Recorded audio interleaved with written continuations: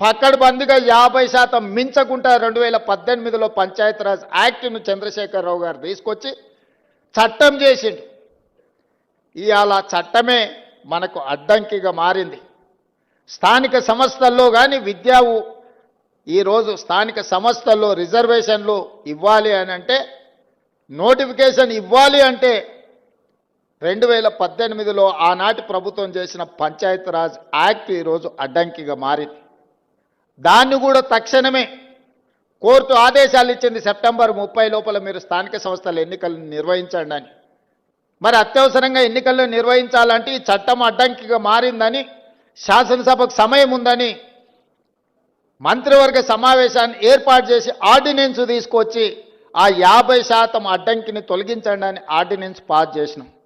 ఆ ఆర్డినెన్స్ కూడా గవర్నర్ గారి దగ్గరికి వెళ్ళింది. గవర్నర్ గారు అది కూడా ఆమోదించకుండా రాష్ట్రపతి గారికి పంపించారు.